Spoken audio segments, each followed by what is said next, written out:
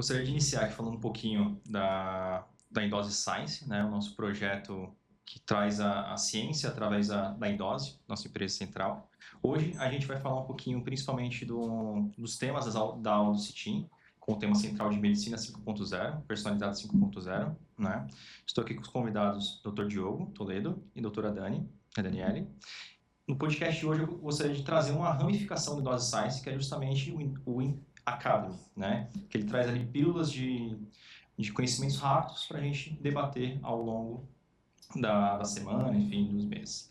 Gostaria primeiramente que vocês falassem um pouquinho da aula que foi palestrada hoje no nosso curso, né, do CITIM, para a gente dar a introdução às perguntas mais coerentes ali à questão do tema. Quer começar, doutora Dani? Pode ser.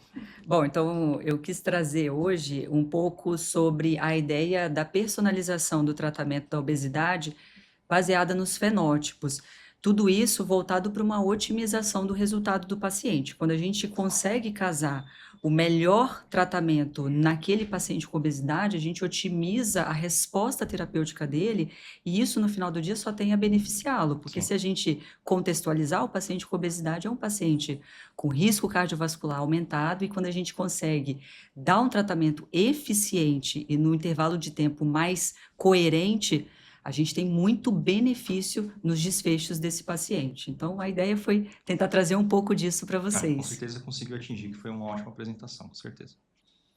A ideia da minha apresentação foi trazer um pouco desse histórico evolutivo da medicina, de onde a gente saiu, de reações que a gente tinha quando diante de doença, para atitudes mais proativas. E aí tem um conceito muito interessante que é dessa medicina personalizada ou medicina de precisão, onde 5 P's fazem esses pilares, que é predição, prevenção, personalização, participativo e population-based. Então, são 5 P's importantes que hoje a gente está migrando para essa medicina, muito mais focada nessa parte preventiva de predição do que propriamente de reação. Legal. Hoje o tema central foi a parte da obesidade, né, que a gente já comentou, e algo que está bastante em alta hoje, principalmente em consultórios, clínicas, fala de uma forma geral, né, que a gente é a inteligência artificial, né? Eu gostaria de saber dos dois doutores como a inteligência artificial hoje ela age principalmente na parte hospitalar, na parte clínica, né, e mais voltado também o que ela auxilia na questão do tratamento de obesidade. Né, se tem algum tema específico que a gente consegue ter uma consulta mais simplificada, ou até mesmo mais segura, enfim. Eu gostaria que vocês debatessem um pouquinho desse primeiro apontamento em questão de inteligência artificial voltado para o âmbito hospitalar ou a parte clínica de uma forma geral. Tá, legal. Bom, eu vou trazer um pouco da vivência de consultório, né? Acho que hoje, assim, Cris, a inteligência artificial, ela tem otimizado muito os processos operacionais da clínica. Então, o paciente que entra numa linha de cuidado de obesidade, a gente tem que lembrar que a obesidade é uma doença crônica, progressiva e recidivante, ou seja, a linha de cuidado desse paciente não é uma linha de cuidado curta, é uma linha de longo prazo, né? Então, esse paciente ele vai passar em diversos momentos, em camadas de tratamento. Então, e nessas camadas ele vai trazer dúvidas, necessidades específicas. Então, a gente acoplar a inteligência artificial no cuidado desse paciente otimiza tanto para a gente, no operacional, lidando ali com o dia a dia dos pacientes, mas também para o paciente ele conseguir vislumbrar tá bom, eu vou percorrer esse caminho. Então, de um modo geral, a gente consegue otimizar muito o fluxo de dúvidas do paciente do tratamento e a gente tem muitas inteligências artificiais hoje que auxiliam até no processo terapêutico. Então, quando a gente usa alguma ferramenta de inteligência artificial que vai entrar na linha de cuidado também desse paciente, né? Então, isso ajuda muito a gente a otimizar o resultado. Legal. Acho que, como a Dani trouxe aqui, essa modelo pelo qual a gente hoje ela encontra para conseguir colocar o paciente, são linhas de cuidado, eu acho que isso, o SUS deveria utilizar isso de uma maneira mais inteligente, mas eu não tenho dúvida que a inteligência artificial veio para quebrar uma inércia, seja terapêutica, seja temporal, seja de assertividade, porque a gente demorava demais para impactar o paciente lá na ponta. E ele inserido nesse processo, ele se torna participativo. que foi um dos pilares que eu comentei aqui, Sim. que isso faz muito sentido hoje quando a gente olha para a adesão do paciente. Então, quanto mais adesão ele tiver, melhor vai ser o resultado, melhor vai ser a experiência. E o ser humano, ele se motiva por progresso. Então, quanto mais progresso, ele fecha uma ressonância muito positiva. E a inteligência artificial, ela vai conseguir identificar nessas linhas de cuidado que momento ele está, dessas camadas, para trazer ele para uma participação. E a gente não está falando de uma inteligência artificial nem tão avançada. Hoje o WhatsApp ele virou uma ferramenta de uma plataforma onde as pessoas consomem demais isso via... Ele é como se fosse um front-end, mas por trás de tudo aquilo tem uma inteligência artificial mapeando quais são as dúvidas, como que ele pode trocar um alimento, como ele pode mandar uma foto ou substituir um prato, ou o que ele pode fazer de atividade física se ele estiver viajando, em umas férias. Isso, de novo, isso faz com que ele tenha mais adesão nesses processos.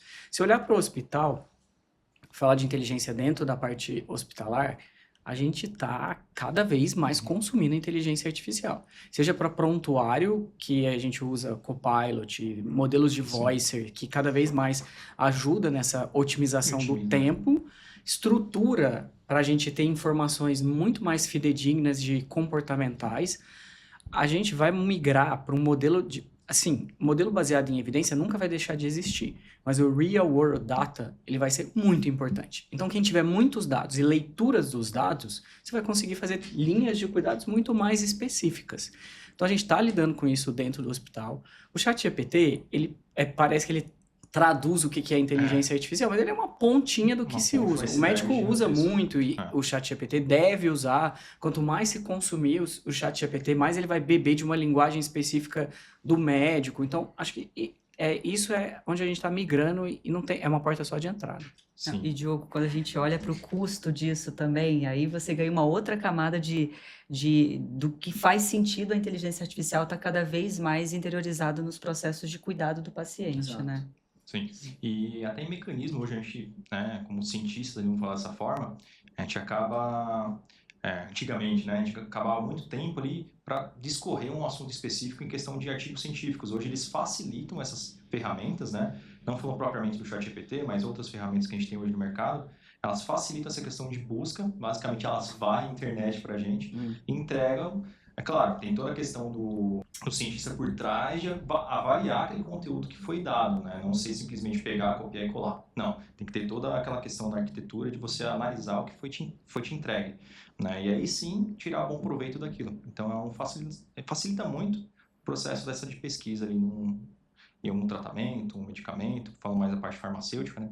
Da evolução de um medicamento na elaboração dele, por exemplo. Em termos de ciência e pesquisa e ensino, não tenho dúvida de que a gente gastava horas e horas no PubMed para tentar descobrir um artigo, enfim. O GPT, ele ainda alucina. Então, a gente tem que entender que ele é uma ferramenta de uma inteligência generativa. Ele pode alucinar, e se você confiar sem ser o head do trabalho que você está propondo do prompt e não buscar se isso é uma verdade, se o artigo está falando... Ele até indica artigos que quando você vai ver não tem absolutamente nada a ver. Mas eu acho que hoje a gente já tem duas inteligências artificiais para essa linha, que é o Open Evidence e o Consensus. Que são duas ferramentas. O Open Evidence ele traz uma maneira mais ampla, 90% dos artigos eles são abertos, então você não precisa ficar pagando artigos que tem um custo para isso. Já o Consensus, ele consegue fazer um filtro. Então, você fala, eu quero de 2000 até 2025. Eu quero só artigos randomizados. E ele já consegue fazer um filtro melhor com tabelas. Legal, perfeito. Voltando agora para o tema central, que foi do CITIM, né, a questão da obesidade, eu queria perguntar para ambos a questão da personalização no tratamento dos pacientes, né? Como vocês veem isso na questão da aderência do próprio paciente, né? Como que ele vê isso ali, você ter esse tratamento até mais cuidadoso, né? Você tendo fala assim, não, esse tratamento é específico para você. Como que os pacientes reagem a esse tipo de conduta, vamos falar assim? A aderência, assim, a adesão ao tratamento é o grande calcanhar de Aquiles no tratamento de doenças crônicas.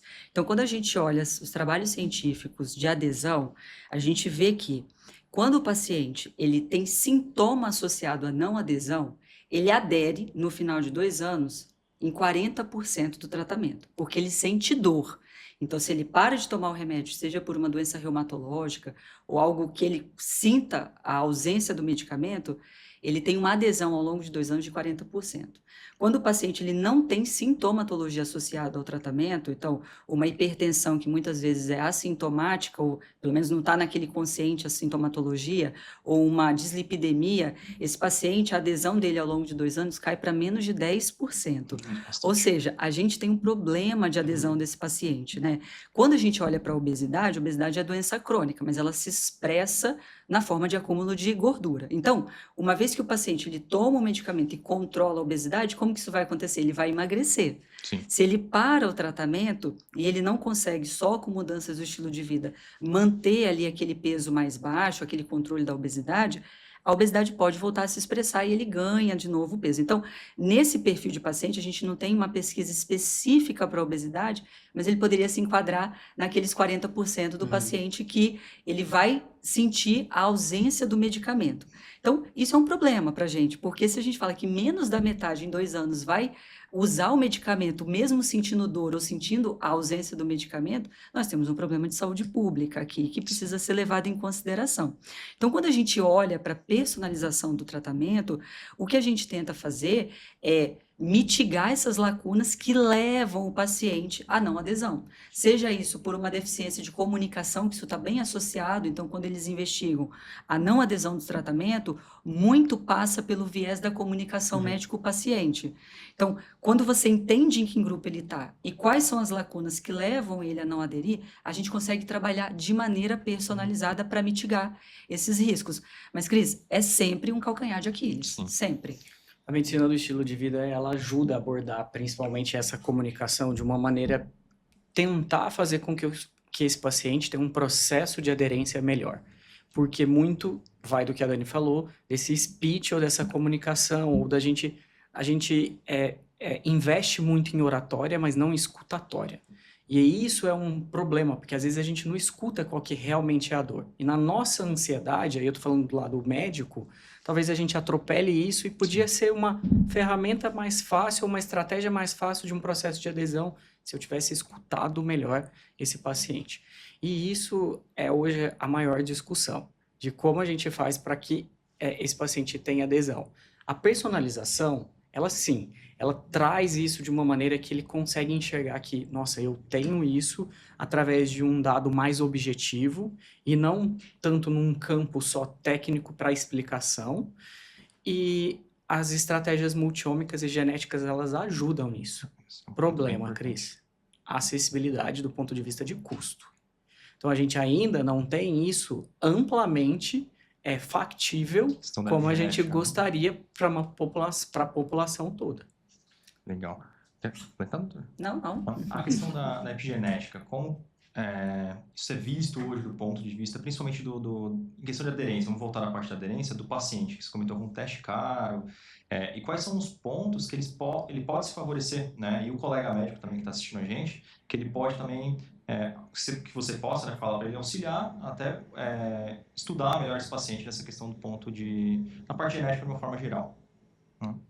Então, eu mostrei aqui na aula que a gente fez hoje e sobre um estudo que chama Food for Me. E esse estudo, aqueles pacientes que eles reconheciam que tinham um gene específico, que é o FTO da obesidade, eles tinham um processo de aderência melhor.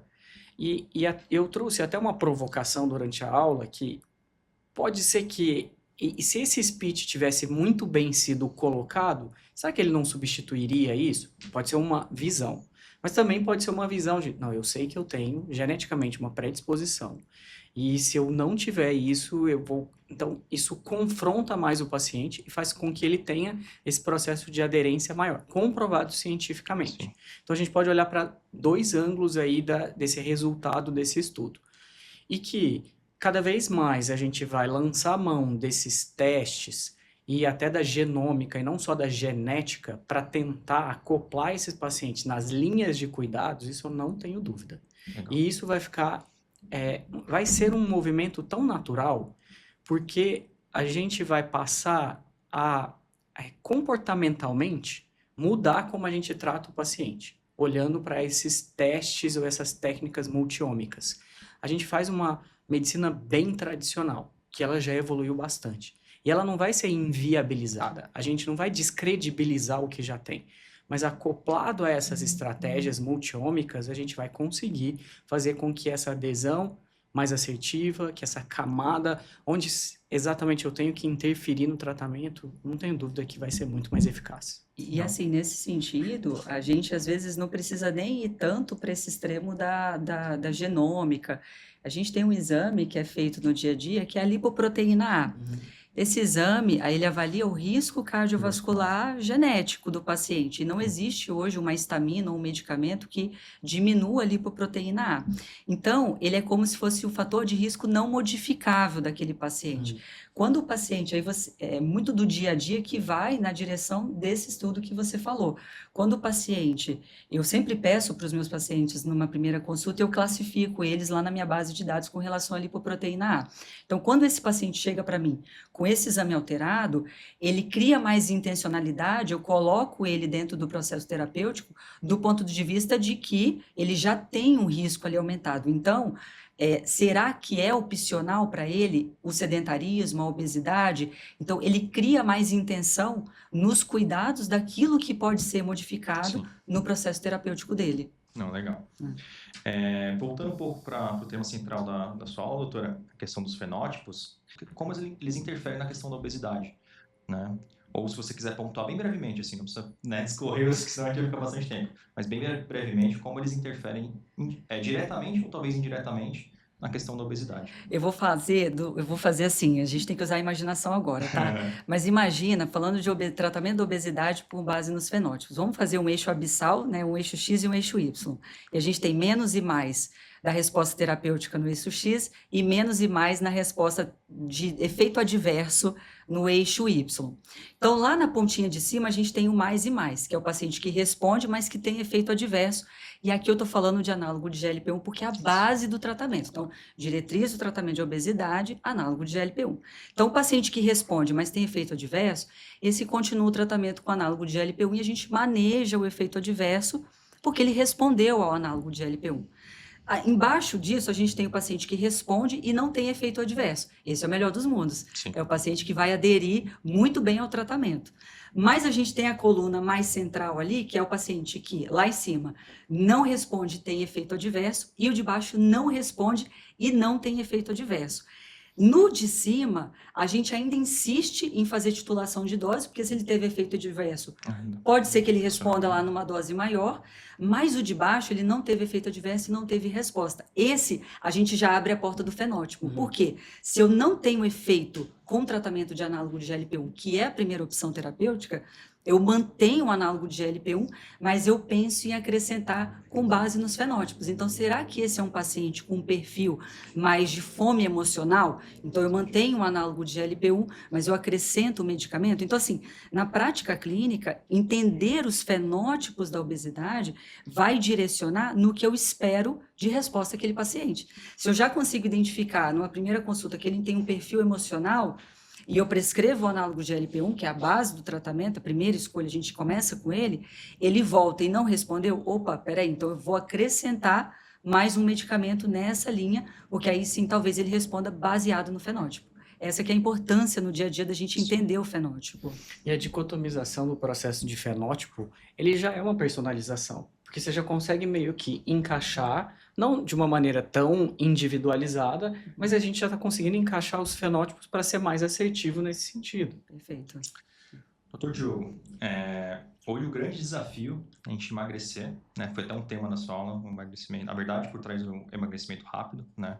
Hoje é um grande desafio a gente emagrecer de uma forma saudável sem perder massa magra, né? Como a gente poderia, de uma certa forma, evitar? Ou, enfim, tentar fazer com que o paciente perca o menos possível ali nessa massa magra?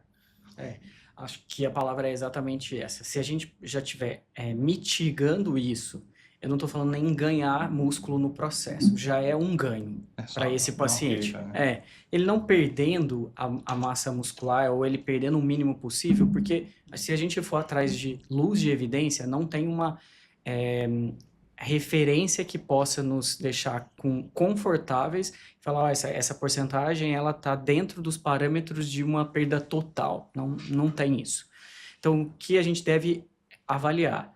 Uma distribuição melhor da proteína para esse paciente, porque com a restrição, principalmente na fase inicial, ele deixa de comer e o paciente, intencionalmente, ele pensa, se eu não comer, eu vou estar acelerando ainda mais essa redução de gordura. Só que se ele deixar de comer, principalmente estrategicamente, proteína, a gente vai estar perdendo um estímulo potencial a longo prazo. O grande drama é isso, que os pacientes eles querem tudo a curto prazo e se a gente monta uma estratégia a longo prazo, a parte muscular, ela aumentando, ela se mantendo, não transparece a quantidade de peso que esse paciente olha só na balança. Então, o IMC está fadado a completo insucesso nesse processo. Sim. Composição corporal tem que ser uma análise para a gente tentar mostrar para esse paciente objetivamente. Então, a distribuição alimentar, adequação de proteína com suplementação, entender que o exercício físico não é simplesmente, Dani, eu olhar para o paciente e falar assim, então, José, você não esquece da sua caminhadinha do final de semana. A gente tem que sequestrar um tempo. É o que ela disse. Existe uma falta na nossa comunicação, e aí eu estou sendo vulnerável aqui, porque o médico ele não para um tempo para mostrar a importância do exercício físico, e principalmente o resistido, que as pessoas acham que é para estética, a maior parte. E não é só para estética, ela vai muito além. E a terceiro pilar, além da alimentação, exercício, é o sono. Porque o sono está muito ligado com o processo de escalar essa evolução aí da obesidade, do tratamento da obesidade. Então, se a gente investiga como é a qualidade do sono, quantidade do sono, faz algumas interferências de suplementação, ou ajuda esse paciente nesse processo a procurar um apoio nesse sentido, isso a longo prazo ele é muito duradouro. Legal. E tem aquilo também a gente tem falado cada vez mais no tratamento do paciente com obesidade da mioesteatose, Exato. né? Então, você dedicar uma parte da consulta para compartilhar informação com o paciente de que talvez a perda de volumetria muscular dele, e aí você falou muito bem isso dos testes de força, né? Sim. Porque às vezes você, numa bioimpedância, você tem uma perda inicial de volume muscular, mas a qualidade desse músculo está, na verdade, não está nem sendo preservada, ela melhora, porque se você diminui a inflamação muscular, o tecido, aquela gordura que fica ali entremeada nas fibras, na fáscia, você melhora a qualidade desse músculo. Então, tirar um tempo para sentar com o paciente e falar, tá tudo bem, isso daqui ter acontecido, que pode ter sido uma coisa boa para você também, né? E trazer as possibilidades, olha, talvez a gente possa ir por esse caminho, esse ou aquele, e compartilhar e trazer o paciente para a participação, né? Aí ele vai entender que não, tudo bem, acho que até aqui eu entendi, tá tudo certo, eu estou me sentindo ouvido, eu estou me sentindo seguro, e eu vou continuar o tratamento, porque isso vai ser benéfico para mim, né? A chave do sucesso terapêutico para esse paciente na obesidade é realmente focar na massa muscular, como a gente está discutindo aqui.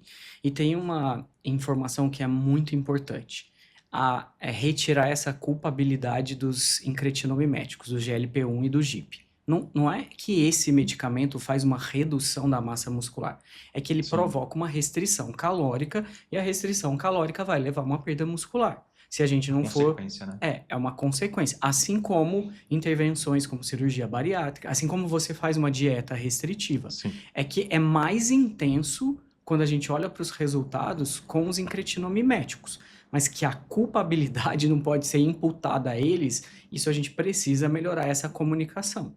Certeza. E a massa muscular, se ela for compreendida no processo como pilar, a sustentabilidade desse peso, como a Dani conceituou, é uma doença inflamatória, crônica e recidivante. Então, ele precisa entender que a massa muscular vai ser o grande aliado nesse processo de não reganho. Perfeito. Para finalizar, pode ser uma resposta bem breve. Olhando para os próximos 5 anos, tá? O que vocês mais veem em questão de evolução do tratamento da obesidade, que vai auxiliar, né, no tratamento da obesidade? A IA, né, que a gente comentou no primeiro tópico, os análogos de GLP-1, questão genômica ou outra inovação, que daqui a uns anos vamos ter outros análogos, enfim. Qual que é daqui a 5 anos, como que vocês veem essa questão do tratamento para a obesidade? O que mais vai influenciar, né? Olha, eu vou furar essa resposta, eu vou falar que são, assim, uma coisa é indissociável da outra, sabe? Sim. Uma puxa a outra, na verdade. A gente tem visto, nesses últimos anos, realmente uma luz no fim do túnel para o tratamento da obesidade. Quem trabalha com obesidade há mais de 10 anos sabe a frustração que era tratar o paciente com obesidade.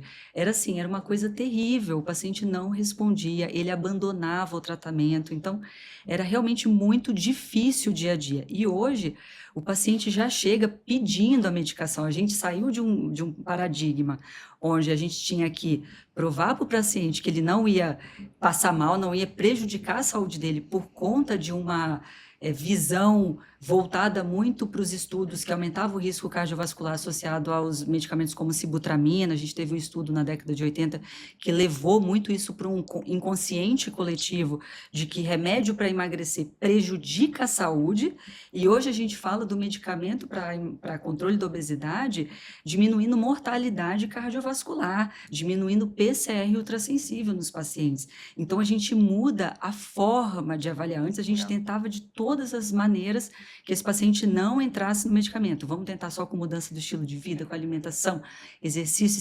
Se não der certo, a gente entra no tratamento. Agora, o tratamento medicamentoso ele tem que ser feito no primeiro momento, né? Então, isso já muda a forma como a gente vê o Sim, tratamento. Para os verdade. próximos 5 anos, isso só vai Evoluir. se consolidar cada vez mais. A gente vai ter os benefícios aí de estudos de vida real desses novos medicamentos, e a inteligência artificial ela vai consolidar e amarrar tudo isso para o benefício do paciente. Então, acho que as 3 coisas vão ser Sim. fundamentais nesses próximos 5 anos. Do ponto de vista terapêutico, eu vejo a evolução cada vez melhor. Depois do surgimento dos análogos do GLP-1, que foi o start desse surgimento, que vai ser daqui para frente cada vez melhor em termos de redução de efeito colateral e até mais eficaz, com acoplamento agora de medicamentos que vão ajudar a preservar a massa muscular. Em termos de medicamento, eu enxergo isso. E não tenho dúvida que a inteligência artificial acoplada realmente a gente não pode mais pensar dicotomizado. E junto com a aderência dessas estratégias multiômicas e uma também apontando para a outra. Então, por exemplo, um teste genético das fezes, entendendo o comportamento da obesidade junto com uma metabolômica para esse paciente, porque é um tratamento crônico para esse paciente. Aí eu volto numa questão de equidade do tratamento da obesidade. Como a gente vai equalizar essa equação, aí é uma outra estratégia que a gente vai ter que discutir. Mas a gente está bem acelerado e ainda bem que a gente está acelerado para esse tratamento. Perfeito. Gostaria de agradecer a presença do Dr. Diogo e doutora Dani. Obrigado pelo bate-papo. E é isso. Até uma próxima. Até mais. Tchau, tchau. Obrigado. Obrigada.